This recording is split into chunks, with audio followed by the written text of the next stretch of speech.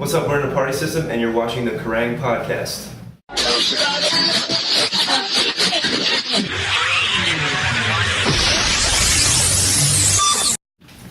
Cool, so welcome to the Kerrang video podcast with Patrick and Jesse of InnerPartySystem. Which date of the UK tour is this? About fourth? This is the fourth show, yeah. So how's it been going?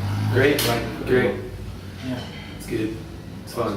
So your first headline tour of the UK, like full proper tour rather than the occasional headline day? I think so, yeah.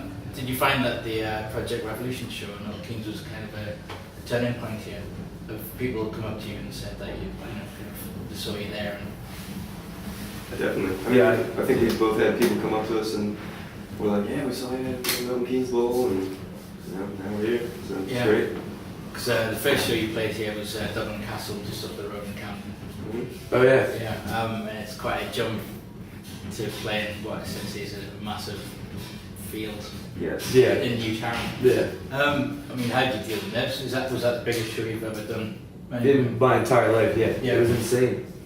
It was overwhelming. But it was awesome. But it was almost like, for me, performing was almost like strange in a way because everybody's so far away. And I'm used to playing in places like this, where everybody's like right there. And I like that when we play. But like this crowd didn't start till like 50 feet away from you. And then it went on for like a mile back of people. And it was just, it's kind of a weird disconnect, but like at the same time, it's still insane to be playing in that huge of a place. Yeah, I understand that after that you became BFFs with Jay-Z. Something like that, sure. I don't know about this, but yeah, we wouldn't call it that show. But yeah. We did go to his after party and he was very nice. So what's it, because most of us won't get a chance to go to one of Jay-Z's parties. What are they like? They have swans giving them drinks and things. It was swans giving out drinks. Yeah, it's something really opulent. It was just like everything was free and everything was paid for. There was huge bottles of Grey Goose everywhere. And I spent half my night, because I had drank before I got there, trying to pour a huge bottle of Grey Goose that you had to hold like this into a little glass of champagne like that wide. So I'm here with all these like really good looking people and all that, and I'm just like trying to fix this Grey Goose into my champagne glass and spilling it everywhere, just making a mess. In pounds and dollars, how much vodka did you waste? Not too much. It's probably too much. Nice. So you're in this week's Kerrang. We're filming this on Tuesday and it's out tomorrow. So it talks about touring the US and stuff, and what kind of crowd do you attract? Because you've got, rock and dance influences and stuff. What kind of people do you attract here? Actually, our show last night, there was the age range was probably like 55 to 80.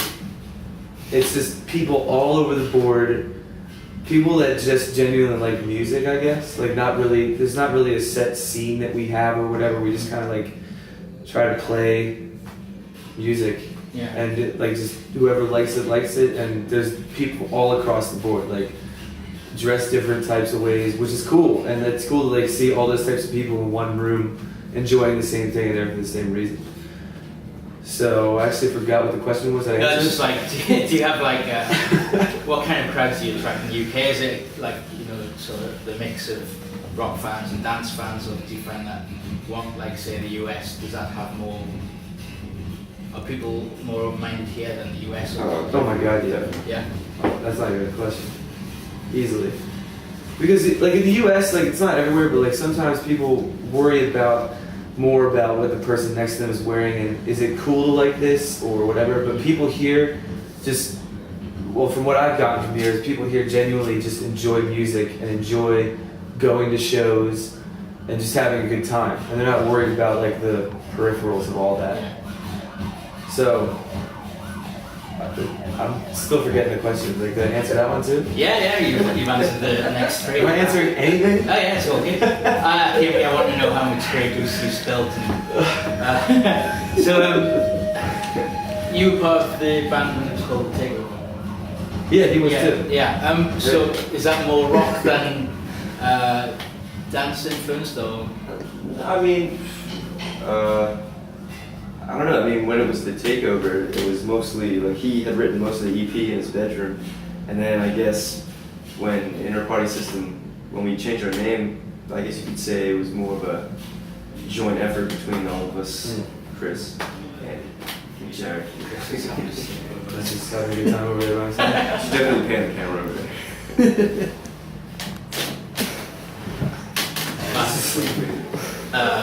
I just interviewed it before. Couldn't take it. So I mean, obviously, Kerrang's a rock magazine. What kind of sort of rock influences did you bring into the? What did you grow up with, and what kind of stuff did you listen to at the start? We listened to Daughters for like a month straight before we recorded the album. Just Daughters. Just Daughters. And anyway. Nice.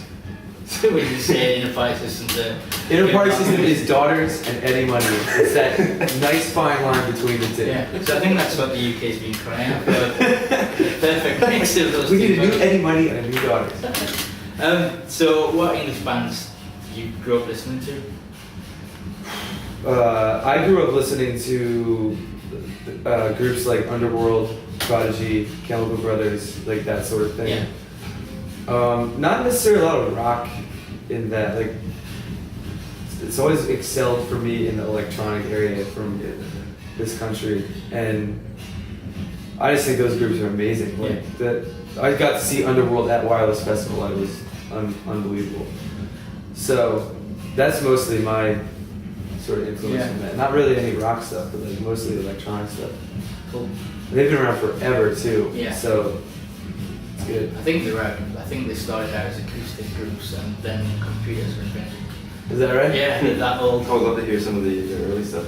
Yeah, just beating on rocks. Yeah. But what did you grow up listening to? As far as English acts, Or just metal in particular? metalcore. I really enjoy Between the Buried and Me. Yeah. Really techy things like that. The Red Chord's good. Red Chord's amazing. And so I really like a lot of the Warp Records roster, like the IDM, things like that, like drum and bass, Pendulum, Jungle. I don't know, like Yeah. I kind of like different styles of music, not necessarily like one particular artist. You know? Cool. Who would you say your contemporaries are? Right now. Yeah. If there's like 3 bands you Like bands that we would fit well on a tour Yeah. with or something like that? I'd say like right now maybe Shiny Toy Guns, Pendulum, what? MGMT. Okay. Rod Stewart. Yeah. And then back to Eddie Money and Daughters. Cool. Excellent. Well, they obviously come on to the 3 band jam at the end. Cool. So, what's his next single? You're going to release something in New Year? In here? Yeah. Still in January. We were actually just talking about that at dinner, and I honestly have no idea. We should do something where like on our website we let the fans pick. Yeah, like people should just pick what it is. Yeah. I have no fucking clue. Can we swear now? Yeah, yeah. Oh, okay. Fuck. Fuck. Fill your boots with the word fuck. It doesn't matter. There you go. Fuck. Because the videos you've made so far have been really great and very creepy at the same time. You kind of got a nice. It's like David Lynch goes a bit Yeah. psycho with computer effects. Who comes up with the plans? The concepts and stuff for the videos? It's actually our manager, Steve. He goes by Penta, and he just has a nice eye and a warped mind for. So for it's Cyclops. Yeah. Yes, he is a Cyclops. So he's a Cyclops, and we're trying to be like Eddie Money. And you're not to be trusted with Grey Goose. And there's no magical geese serving me drinks at any parties. Ah, well, on that sad note, I think it's time to say thank you, Pat and Jesse, and we'll see you soon. Thank you. Right. Thanks.